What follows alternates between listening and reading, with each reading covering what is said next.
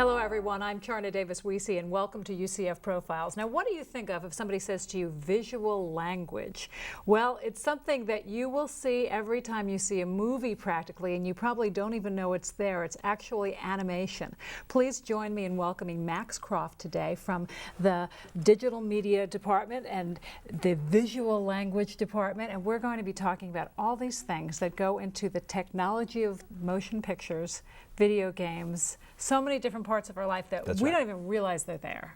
That's right, and I think your definition of visual language is about the best I've heard, as a matter of fact. So we try to define it all the time. So. and it really is, though, in a way, it does speak to you, and it does really put things together. That's right, that's right. Which is what language does. With our students especially too, I mean, we have a 2-year program at UCF, and our students are passionate about this. I mean, there's some really turned on students, and they either want to get into animated feature films, or they want to get into television, or get into games. You know, a lot of live action features now have special effects and other things that you don't know that are visual language, animation, special effects, things like that. How did they do that? It's usually that, right? That's right, yeah. How did they do that? With a Macintosh, usually, yes.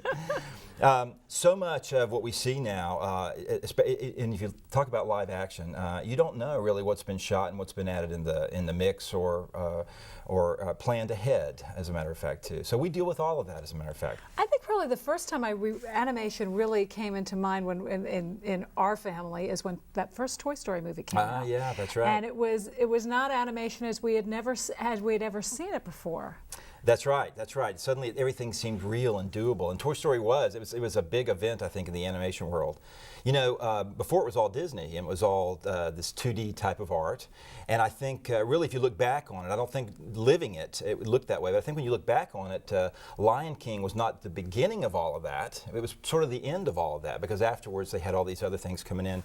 I think, you know, they started trying to use digital animation back in the 70s with Tron and Disney, but I think the technology caught up with the creative part of it sometime in the late 80s, early 90s, and then it's been off to the races since then. It's amazing how fast that it went from the technology being available to actually having a finished product. That's right, that's right. They were waiting for it. And every year it seems like it takes less and less time to do these wonderful things. The other thing is, because the technology has gotten so that people can get it in their hands, kids a lot younger now are learning how to use the computer and how to animate and how to do special effects, how to use Photoshop. I mean, just using those tools. I have an 8-year-old and 11-year-old, and they know how to animate now, you know?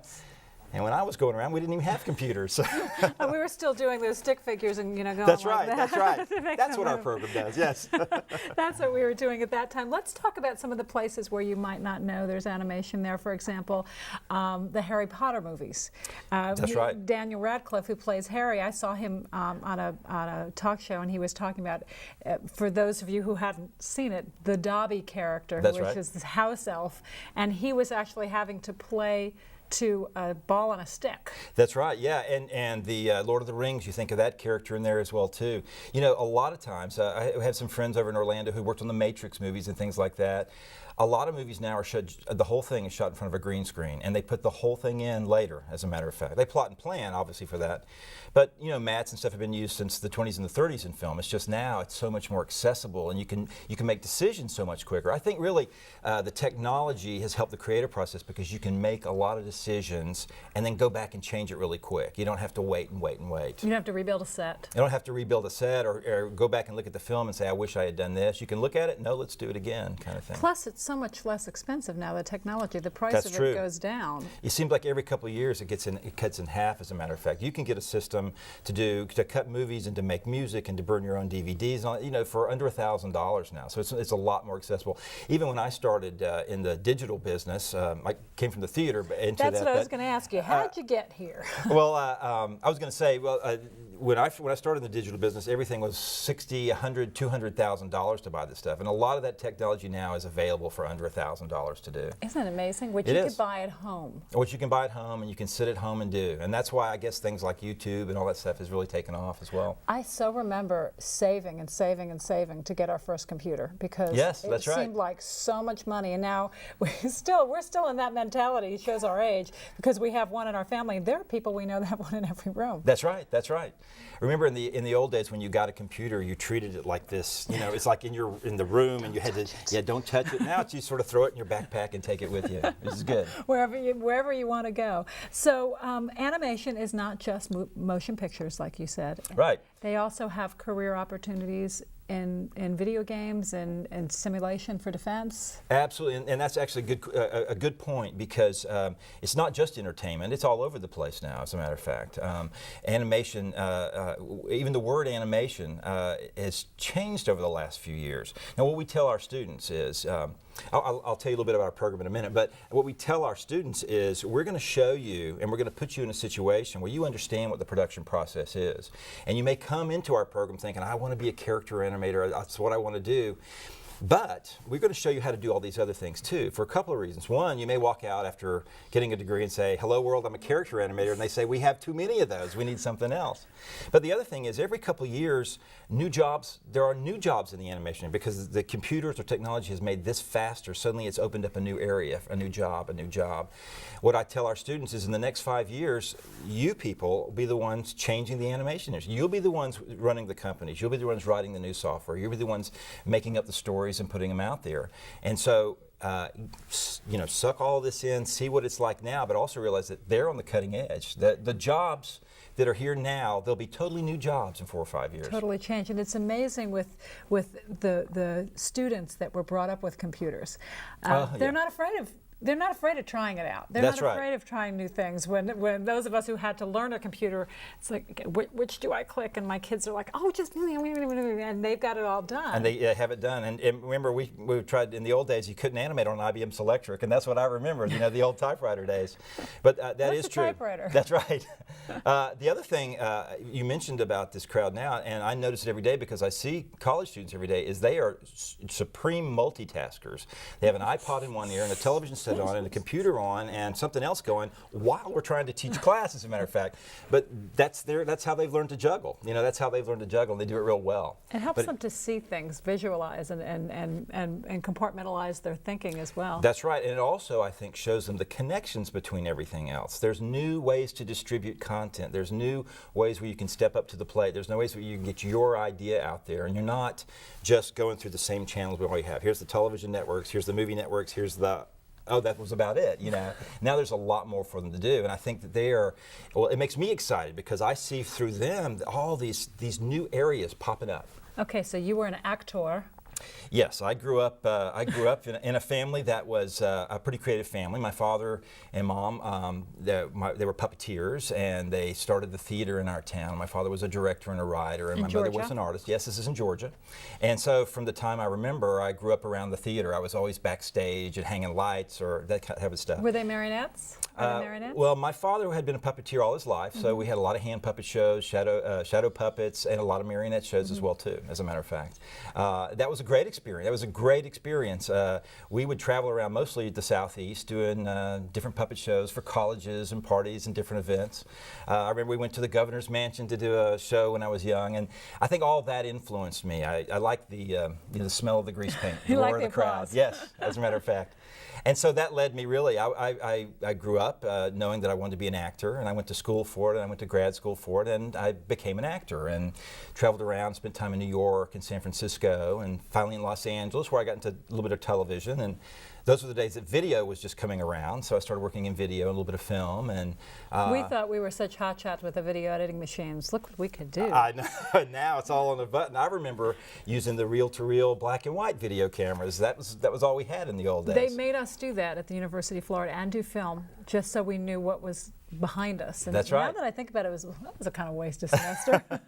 Now it's all one button, you know. That's right. Well, yeah, I spent. So you got involved in that. I did. While I was in Los Angeles, I realized I was kind of bossy and good at it, and so I started producing theater, and I was writing and directing, and then we built a couple of theaters. I had some partners. The theaters are still there today. That makes me very proud. We started one in '84 and one in '88. Which is a very big deal. I mean, well, for Los the Angeles, same business, yeah. Los Angeles, the way people treat theater in Los Angeles is a little bit different than other things. It's all about the industry out there, of course. Right. But I think our theater we competed with about 250 other theaters our size. So just to keep the doors open was something to be proud about. But I think we had a lot of great new shows coming through there. Probably in the time I was in Los Angeles, we probably produced 75 to 100 shows out there. It was a great experience. That's amazing. Great experience, yeah. So as a child and as a young man, if somebody had said, you're going to be into visual language. I would say what must you have thought, did. What is visual language, right? And then what is a computer? Because there was no computers. No clue. Well, after I left Los Angeles, I met a woman in Los Angeles, and we wanted to get married and have kids, and we wanted to raise them in Florida, closer to our families. And so I sold my business and came to Orlando from Los Angeles with my knife in my mouth and ready. Okay, what are we going to do? Yeah, right. I learned a few different skills in Orlando. Orlando's not Los Angeles, but I met some really good people out here. I shot some commercials. I started doing some corporate work. I was given the opportunity. As an actor, or well, as actually an actor, as a but behind producer. the scenes? Mostly as a producer. Then I fell into some good opportunities, and I had an opportunity then. While I was learning to also be paid and do a nice job, I think, as well, too. That's when the internet was suddenly coming in, and we learned how to create websites and how to repurpose material that you shot on video for commercials and into print and things like that. So you actually had to do it to make it work in the commercial field. That's right, absolutely. Well, absolutely. And remember, too, this was the 90s when everything was changing, when video really was becoming king, and when the internet just started out. You know, animated GIFs were the big thing. If you had something do this on the website, that was animation. Remember that dancing baby on Ally McBeal? That's right. You know, we thought it was so cool, and now look at it, it's really creepy. That's right. My wife worked with Disney for many years, and she worked with feature film animation for a handful of years, and that's where I sort of, through her, I got a chance to sort of see what animation was like. And over at Disney, which was king at the time, through some connections with her and some networking, I had an opportunity to come in and start producing some animation. I did So some that was television. Before the Disney Pixar?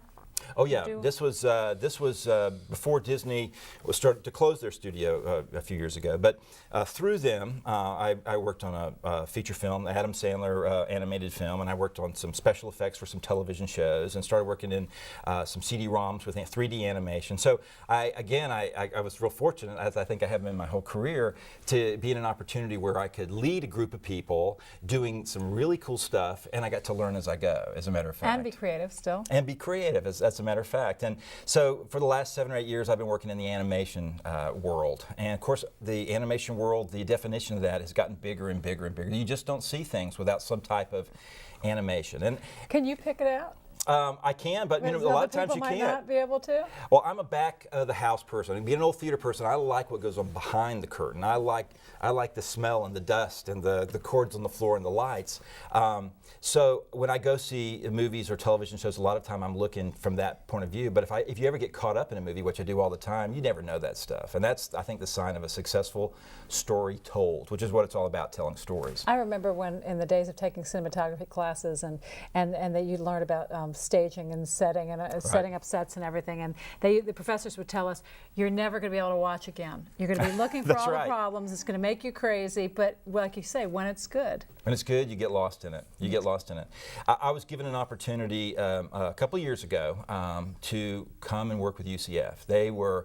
The School of Film and Digital Media breaks off into film and to digital media. And their digital media program, they were getting ready to grow. And I think with FIA, our new graduate program for gaming, which is doing great over there, and with a few other things, I was given an opportunity to come in because they wanted to make the program more production oriented. And I'm not an old academic guy, but I felt like I could come in and contribute from the production end of view. So the last couple of years, our program is a 2-year program. It's a degree program. In digital media, we have probably a couple of thousand students. So it's the last 2 years, the first 2 years of general education? Well, it's the last 2 years. Right. Now, our program breaks off from this 2,000 group. We have about 35 students in each class. So we have between 50 and 60 students right now. When you get in our program, it's like a conservatory in a lot of ways. When we have you, we have you. We know what you're going to take, the sequence you're going to take it. And we do portfolio and interviews to bring our students in. We want to make sure that they've had some training. We also want to make sure they're passionate about the subject. With only 50 or 60, you really want to make sure they want to be there. Yeah, absolutely. And these students, they stay till all hours of the night. You can tell. I mean, it reminds me of me in theater. We wanted to be there all the time, and these students really do that. We're going to continue talking about that in just a moment. Oh, really? Take a break. We have to take a break. Okay. We have to do a commercial. Okay, You know all about thanks. that. We'll be right back.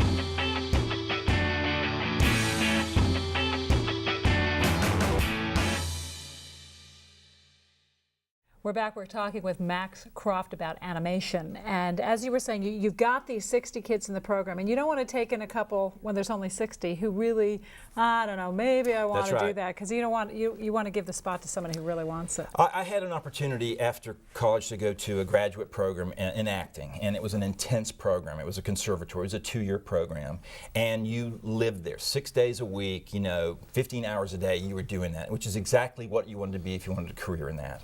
And so that was such a good experience for me. I would like that for our students as well too. It's kind of immersion therapy. It is, but I think it's important. Our program is design and production oriented. But we believe there's a lot of benefit you get to working with other people. The design part in the first year is all about theories, concepts, principles. Now these are already good artists, but now we start in our first semester to teach them how to bring something to life.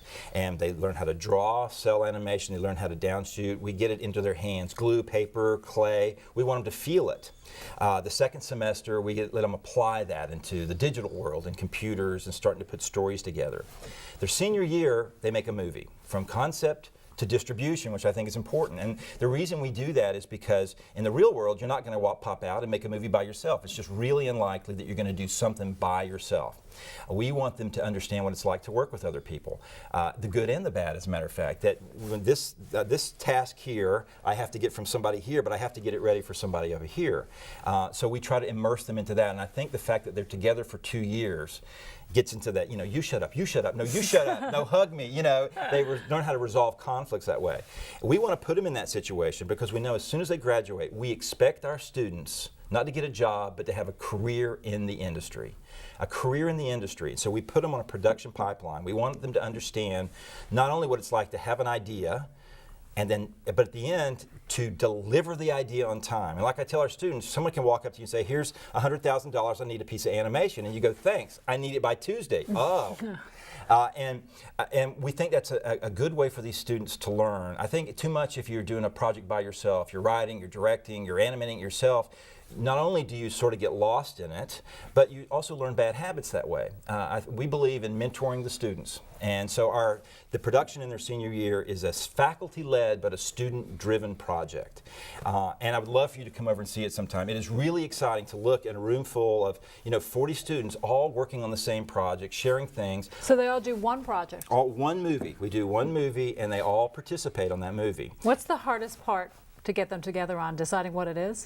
Well, like I said, it's faculty-led, so we make sure. What it is. Yeah, we make sure that they have a strong story. So you're the facilitators. That's right. But more and more, and as we get better as instructors too, we learn how to put more and more into their hands. So are you more like the client? The faculty more like the client? Do they have to pitch to you? Yes, as a matter of fact, they do learn, and we think it's important. In fact, their very first semester, we teach them some of the rules of the road with that. I believe pitching is important not only in your career, but in your life. If they're not going to buy it, that's right. The greatest idea in the world is going to stay in your head. That's right, absolutely. And you're pitching your ideas when you're sitting and talking to a boss or somebody else on a project, or introducing to your or spouse. A child. Actually, I think that's be a third year of the program, but yes. We try to put them in situations. Now, our first-year students get an opportunity to work with real clients. Last year, we worked for the Orlando Utilities Commission, creating some animation for the Citrus Bowl, and they got an opportunity to pitch the real people at the Orlando Utilities Commission, and they heard it. No, yes, we like that. And so we believe in putting them in those experiences will make them a little bit better when they get out. It also teaches them not to take it personally. That's right. Because when you're creative and your job is creative, it's almost like your baby. And then here somebody says, I don't like that. It's, what do you mean you don't like it? That's right. You have to get through 99 no's to get to that yes, as a matter of fact, too. And if you can survive that no and be tough about it, I'll tell you something else. And I learned this, I went to Florida State, as we talked about earlier, yes. You have to remind me. I was at the School of Theater there. I won't hold it against you. We're both here at UCF now. That's right. The head of our school there, Dean Dick Fallon, who really created a lot in American theater in the United States, was our dean. He was the most wonderful man, and every year at the beginning of the year he gave a speech. And one of the things that he told us then, I tell my students today, and that is, in your career and in your life, you're going to get an opportunity to do a lot of different things. But always keep in your heart an image of magnificence. Always keep inside you that one beautiful project that you'd like to do, because you may only get one shot in your whole life to do something that's absolutely meaningful to you. But you also have to learn how to take somebody else's ideas and how to work with somebody else and make them as good for their image of magnificence as well too.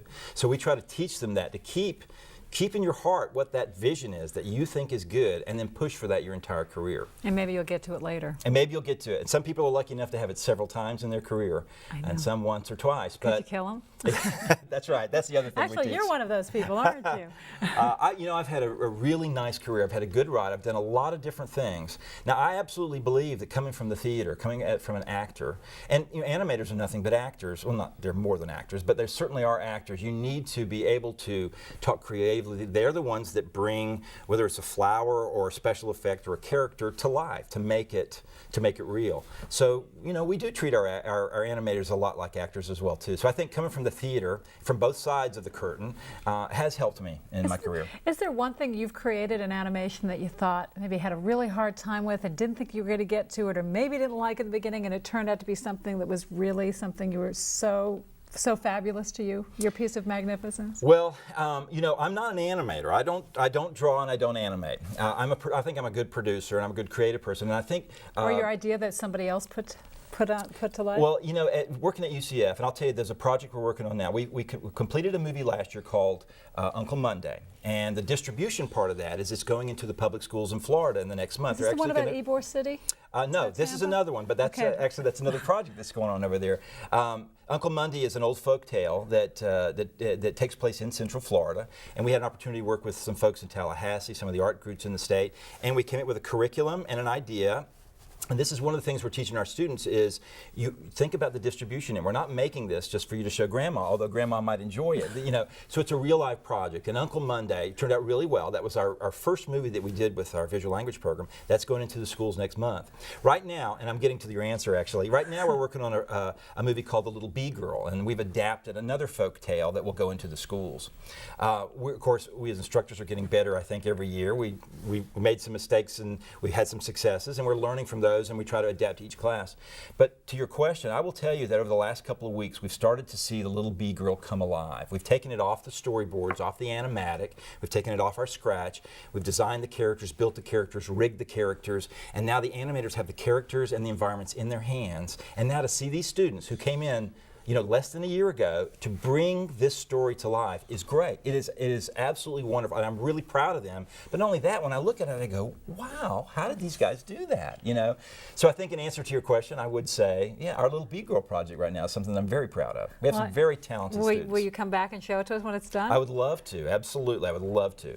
Can I say one more thing? No, we're not done yet. Go ahead. We've been given the mandate at UCF, I think the last 2 years that we've been there, I think that we've done a good job, and I think that our students have done a good job as well too. So we've been given a mandate to grow our program. Over the next couple of years, we will slowly evolve our program into a bigger program, let more people in, do a few more projects, have a few more things. We're also trying to integrate our program a little more into the university as well too. We're working with the School of Film now. We're working with FIA now. And you really have to, because animation is part of such a bigger universe. And I think it's good for the students and good for the university to sort of cross-purpose a lot of this. We would like to reach out to music a little more, the art school a little more, the School of Theater certainly. I have a passion in my heart about that as well too. But I did want to mention that we are, our program, we're downtown Orlando, which is a very sort of cool urban space as well too, and this beautiful building that's being built right now where all of film and digital media will be housed. The old Expo Center. The old Expo Center, the old Convention Center, and that will be a place downtown where all of these different types of people get together, and that's really what college is about to me, is learning how to play the bongos and learning a little bit about this and a little bit about that, and then applying it to your career. Because that's what it takes to make something successful, is have these experiences and meld them together to bring your creativity out. That's right, that's right. If you had one big wish that Santa could grant you for the school, what would it be? more space and more computers. And you're going to get that. Well, I hope so. Now that I've said it now, I hope Santa's listening. Yes. My last question is if somebody's watching and they want to come and be part of this visual language program, what do they do up to that point? Okay, good question. And because I tour a lot of families now, kids in high school, high school and college students. But I would say go to UCFvisuallanguage.com and see what our program's up to. We'll give you phone numbers, email addresses, and we would love anybody that comes down. We love to give tours. Sounds wonderful. Every time I'm done talking to one of you guys, I'm ready to register for your classes. I'm going to have so many degrees by the time I'm done. Please come down. See what we're doing. I would love to. Okay. Thanks, Max. Thank you very much. I'm Charna Davis Wiese. Thanks for joining us. We'll see you again next time.